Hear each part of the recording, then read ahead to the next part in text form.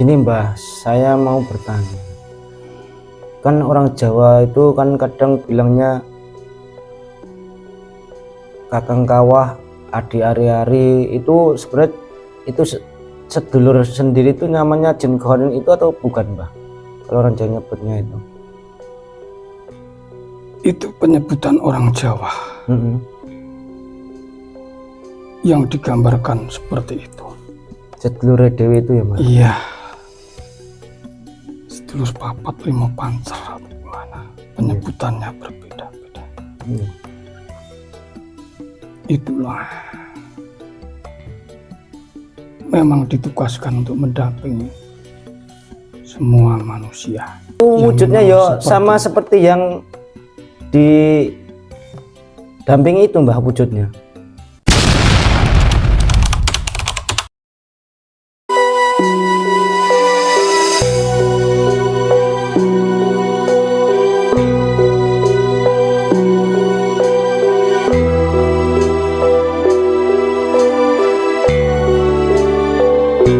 Bismillahirrahmanirrahim.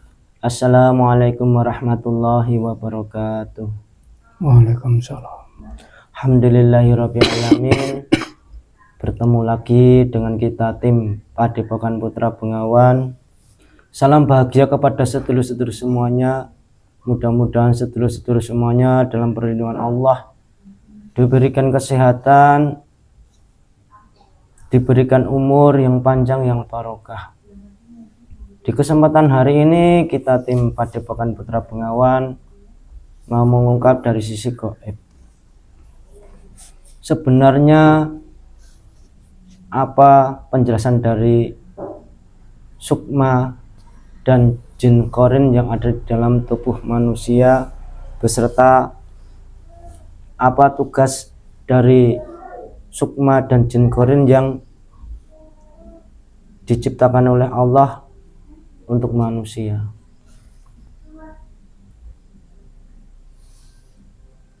Oleh sebab itu kita tim mau menarik sesosok gaib yang bisa menjelaskan semuanya itu. Mohon doanya sedulur semuanya, mudah-mudahan ini nanti bisa berjalan dengan lancar dan bisa memberikan manfaat. Sebelum kita mulai, saya ucapkan banyak terima kasih kepada sedulur-sedulur semuanya dimanapun ada berada, yang ada di dalam negeri maupun yang ada di luar negeri, yang selama ini sudah membantu berkembangnya channel-channel kita. Mudah-mudahan Allah membalas kebaikan-kebaikan sedulur-sedulur semuanya dengan dibukakan pintu-pintu rezeki yang halal yang barokah, digampangkan berbagai macam urusan. Untuk menyingkat waktu, monggo sedulur kita mulai proses mediumisasinya. Di kesempatan hari ini kita ditemani oleh beliau Bapak Yamrani. Assalamualaikum. Waalaikumsalam warahmatullahi. Monggo sedulur kita mulai proses mediumisasinya. Mohon doanya, mudah-mudahan ini nanti bisa berjalan dengan lancar, tidak ada halangan sedikit apapun.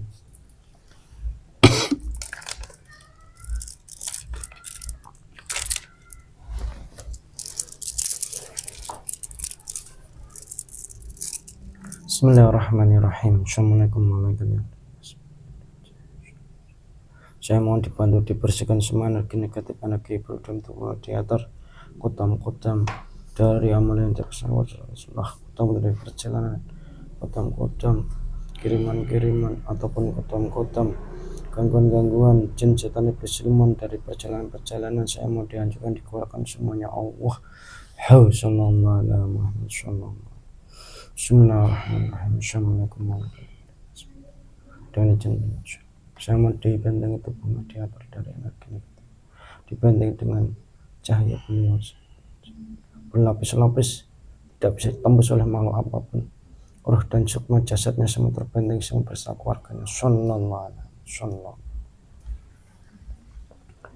Bismillahirrahmanirrahim. Ya Allah, sosok gaib yang bisa menjelaskan tentang sukma dan jin kharin yang ada di dalam manusia dengan izin beliau Syekh tertarik. Sallallahu alaihi wasallam. Allah.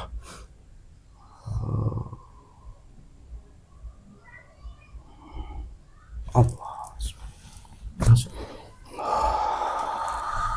Bismillahirrahmanirrahim. Ya Allah. Singkron. Hendaknya manusia kan terpenuhi dengan sempurna. Kita semua berbuka dan langsung bisa berkomunikasi dengan manusia benar-benar Allah. Hal yang menghancur semuanya, yang menghancur semuanya.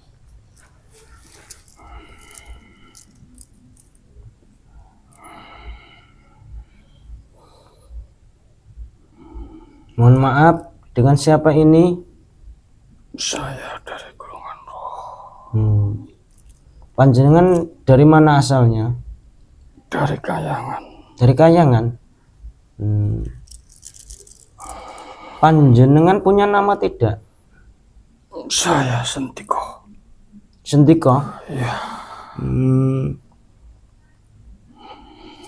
Panjenengan berarti sudah Muslim. Alhamdulillah. Saya sudah masuk ke jasad ini. Oh, dulu yang hadir di sini ya? Iya. Assalamualaikum. Waalaikumsalam warahmatullahi wabarakatuh. Ya, sebelum kita mulai saya cek dulu ya Mbah kebenarannya ya. Iya. Bismillahirrahmanirrahim. Ya Allah, jika makhluk ini berbohong maka huruf dari Kayangan yang bernama Mbah Sentiko. Jika berbohong tanya terbohong Allah. Sallallahu alaihi wasallam. Nggih, mohon maaf ya Mbah kalau tanggapan saya kurang berkenan dumateng panjenengan nggih. Ya Gus, nggak apa-apa. Sebelum kita mulai, saya sugeng hidang dulu ya Mbah ya. Iya. Bismillahirrahmanirrahim. Ya Allah, saya mohon hadirkan makan sedang seleramu. Sallallahu alaihi wasallam. Monggo Mbah dinikmati hidangannya.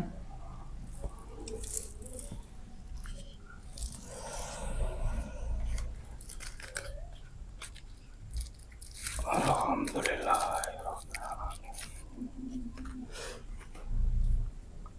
Ya, sebelum lanjut ngobrol-ngobrol, saya mau bertanya Mbah. Iya. Sebenarnya itu manusia katanya kan ada 9 ruh, 7 sukma, ada jin khorin. Kan kemarin sudah dibahas masalah ruh Mbah. Iya. Nah terus sukma sama jin khorin itu penjabarannya gimana Mbah? Perlu diketahui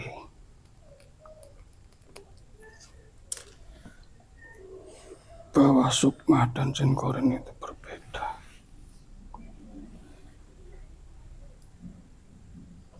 Sukma itu bagian dari roh itu yang menginduk pada roh yang ada dalam jasad manusia. Roh yang sudah dicelupkan kepada nafsu sehingga membentuk sukma atau jiwa manusia yang merupakan perangkat dari unsur pembentuk tubuh manusia tersebut. Kalau jin khorin adalah makhluk yang memang ditugaskan khusus untuk mendampingi manusia sejak dari alam kandungan.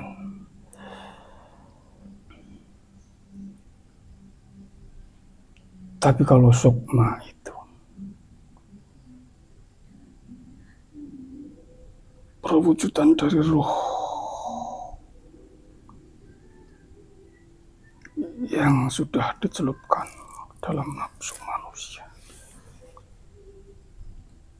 yang merupakan sebuah bentuk dari unsur pembentukan manusia tersebut. Sukma itu sebuah perangkat yang menjalankan fungsi dari jasad manusia tersebut. Iya. Yang mana sukma semua terkendali dari otak manusia.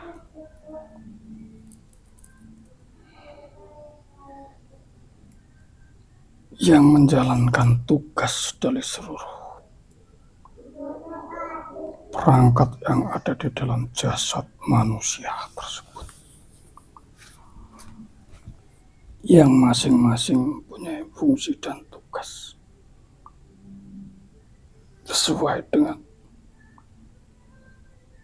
panca indera manusia.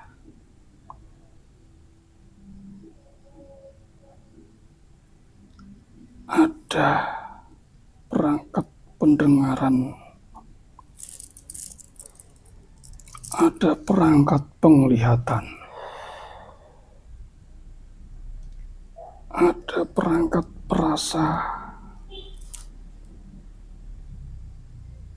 ada juga perangkat yang merupakan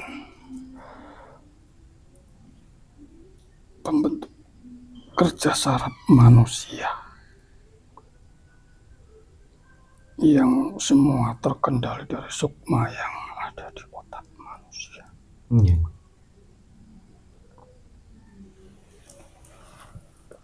Jika perangkat mata, maka sukma yang bertugas adalah sukma penglihatan itu. Jadi bisa dikatakan sukma itu adalah fungsi dari tugas masing-masing perangkat manusia.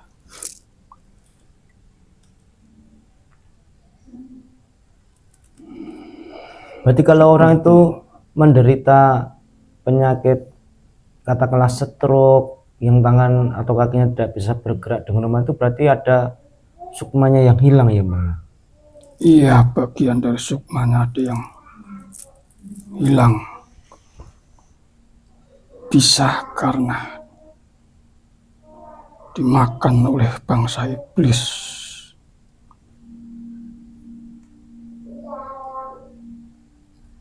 Karena terpengaruh dari keinginan dan nafsu manusia yang mendominasi. Sehingga nafsu yang buruk inilah yang mengundang energi iblis.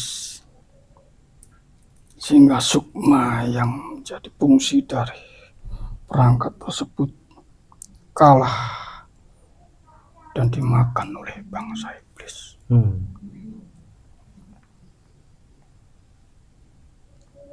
Karena sukma manusia itu mengandung energi yang sangat besar jika dimakan oleh bangsa iblis.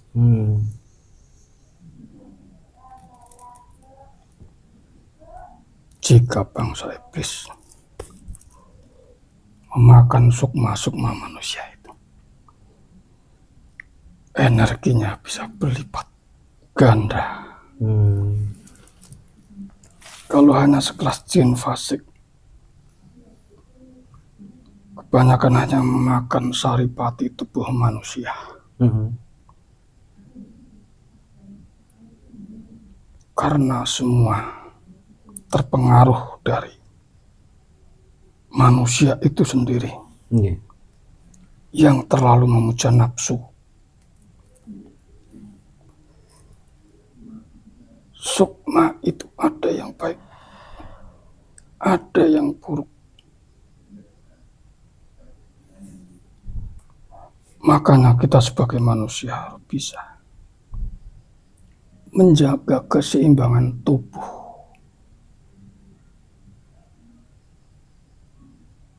memang sudah menjadi unsur manusia tersebut bahwa manusia itu diberi nafsu. Iya. Nafsu tidak bisa dihilangkan, tapi harus dikendalikan. Karena sebagai manusia yang sempurna dari makhluk-makhluk yang lain, unsurnya terlengkap.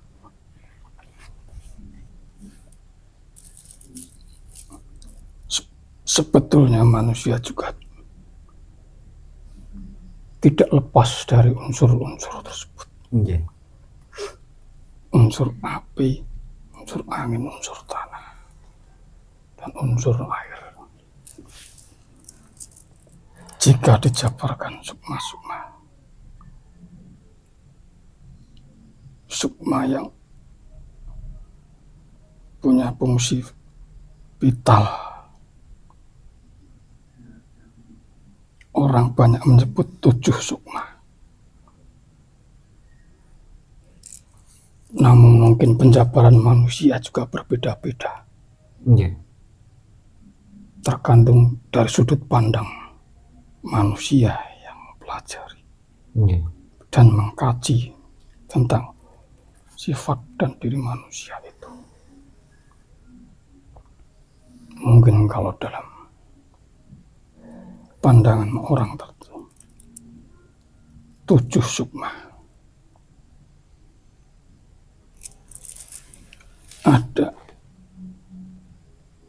sukma yang bernama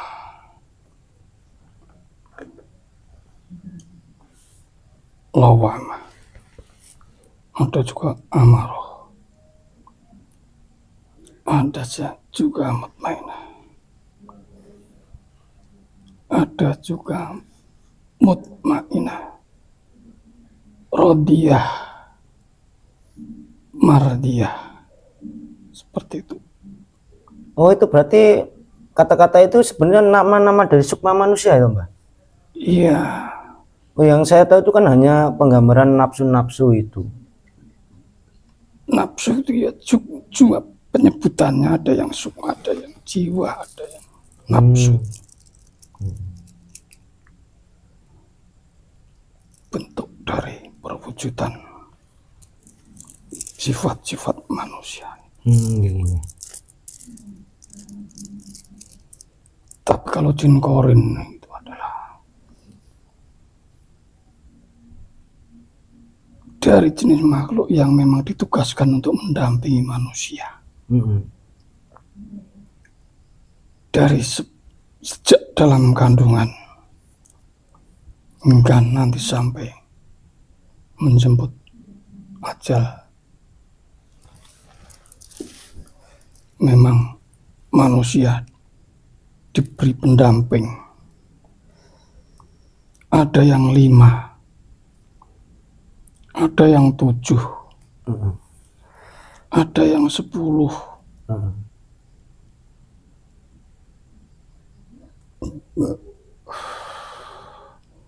Tapi yang namanya jin korin ini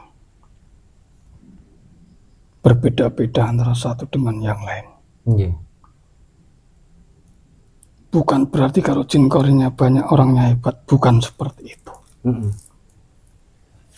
Itu sudah atas kehendak Tuhan yang Maha Kuasa, Sang Maha Pencipta. Ini Mbah, saya mau bertanya.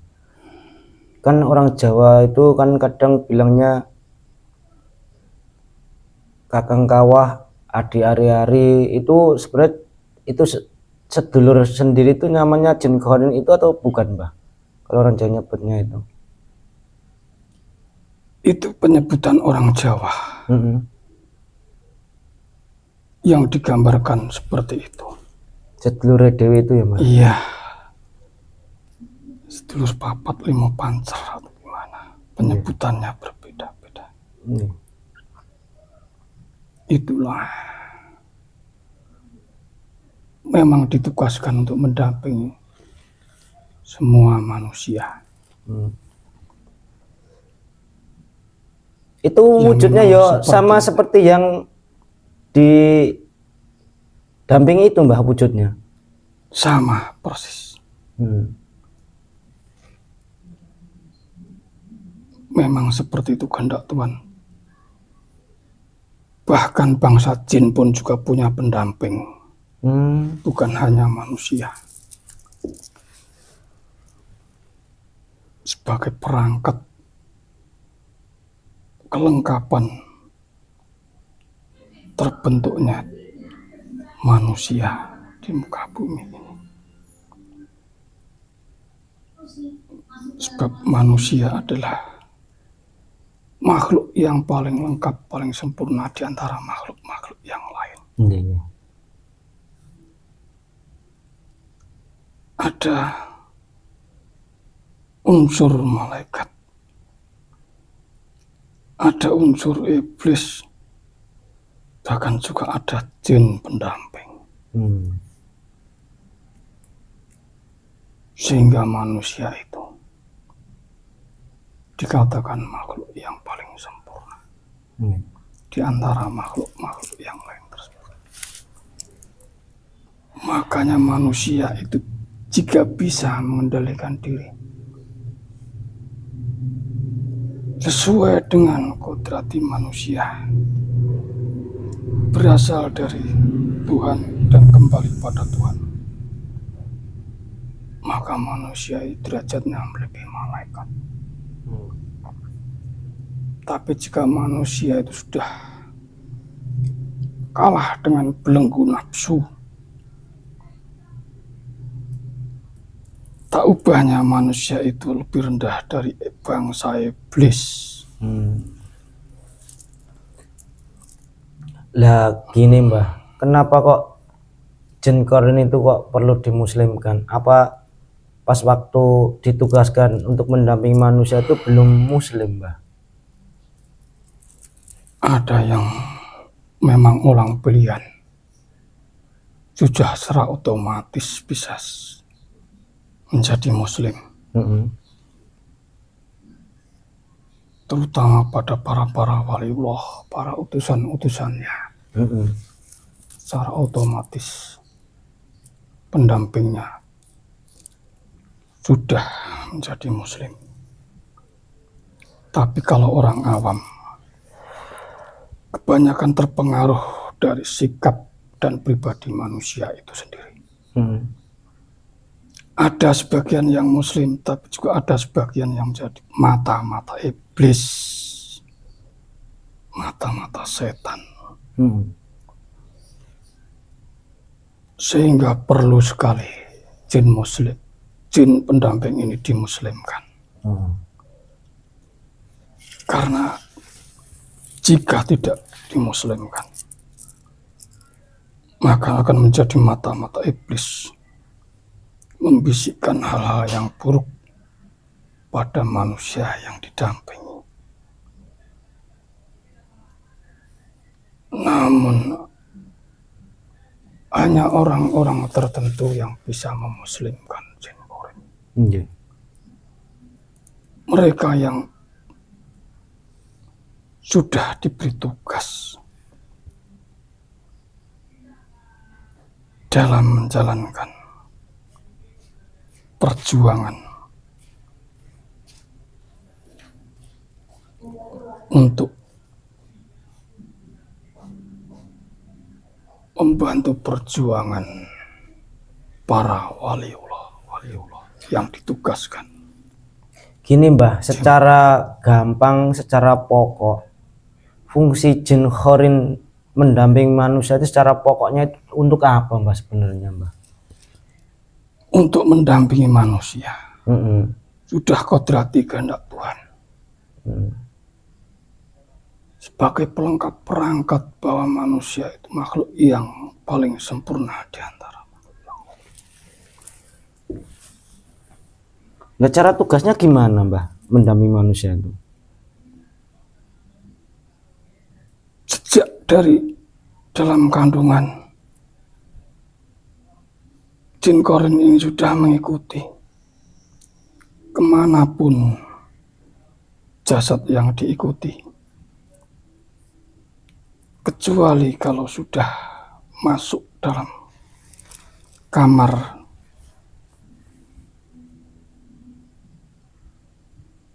orang-orang yang sudah berkeluarga, maka jin korin ini akan menunggu di luar.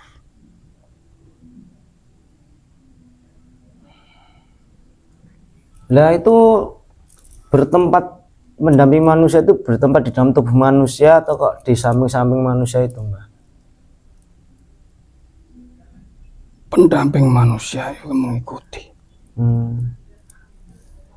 Terkadang juga masuk membisikkan lewat bisikan-bisikan. Yeah. Jika jin korin itu muslim, membisikkan yang baik-baik. Tapi kalau belum muslim, maka akan menjadi mata-mata iblis untuk menjerumuskan jasad yang diikuti. Maka penting jika jin korin ini untuk dimuslimkan, agar bisa membisiki hal yang baik-baik. Kan dulu itu saya pernah dengar ceramah, Mbah. Salah satu ustadz itu menceritakan bahwa nanti kalau manusia meninggal dunia itu terkadang ada yang pulang menemui dengan wujud yang sama. Itu katanya beliau itu adalah jin korin. Itu sebenarnya itu ruhnya yang meninggal atau jin korinnya orang yang meninggal itu, Mbah, sebenarnya? Ada juga jin korin, tapi juga ada ruh yang gentayangan. Sebab jin korin ini tugasnya mendampingi sampai yang didampinginya itu meninggal dunia. Tapi terkadang sukma dan roh manusia itu ada yang masih gentayangan, karena ada unsur kemelekatan yang pernah dijalani ketika masa hidup. Bahkan ada yang ditawan dan dimakan oleh bangsa iblis. Seperti itu. Gini, Mbah, ada pertanyaan ini, Mbah. Kok terkadang kuping, telinga orang itu kadang berdengeng, itu apa pengaruh dari jin korin mengasih sinyal atau gimana, Mbah? Itu adalah bentuk komunikasi terhadap jiwa manusia yang memberi isyarat. Terkadang juga ada yang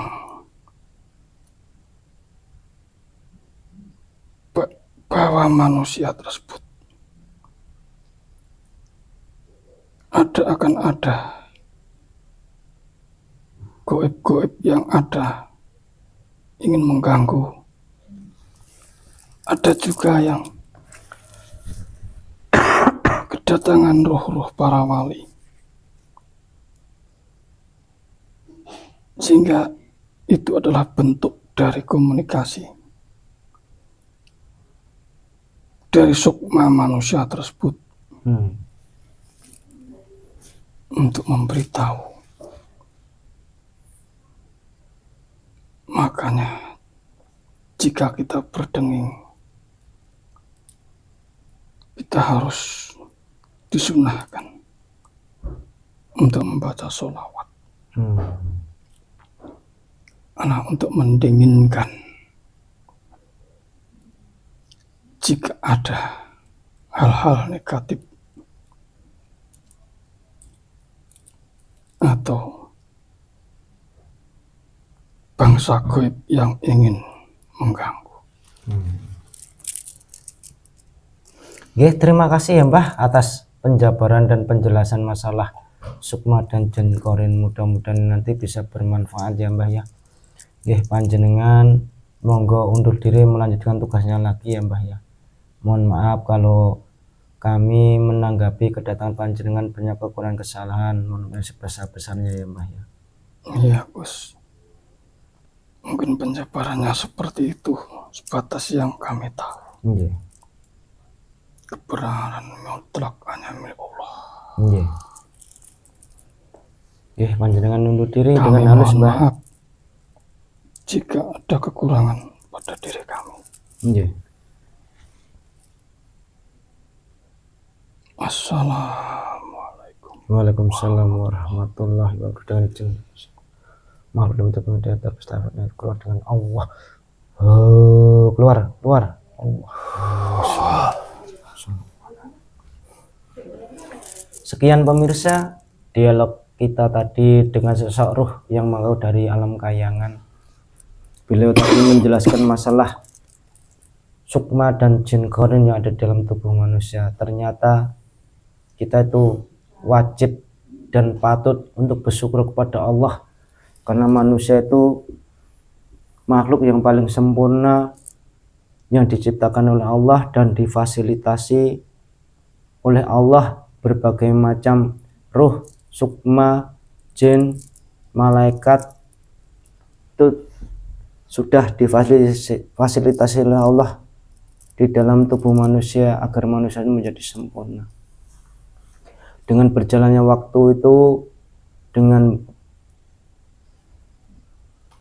pola hidup, dengan cara pemahaman kita, terkadang semua itu bisa beralih fungsi. Yang sebenarnya tujuan Allah itu agar mengingatkan manusia untuk selalu ingat kepada Allah. Terkadang jin qarin atau sukma itu malah menjadi pengikut-pengikut iblis yang akan menyesatkan manusia. Betapa pentingnya jin qarin itu dimuslimkan, karena untuk menghandle ataukah membantu manusia untuk mencegah dari bisikan-bisikan iblis yang menyesatkan manusia. Kami tim mohon undur diri. Saya tekankan sedulur sambungannya, apa yang dikatakan Syekh ini tadi jangan 100% percaya, karena kebenaran itu hanya mutlak milik Allah. Ambil saja sisi positifnya, mudah-mudahan bisa menambah wawasan pengetahuan dan lebih-lebihnya semakin iman dan takwa kepada Allah. Kami mohon undur diri, jika ada kekurangan kesalahan mohon maaf yang sebesar-besarnya. Bila taufiq wal hidayah, assalamualaikum warahmatullahi wabarakatuh. Waalaikumsalam.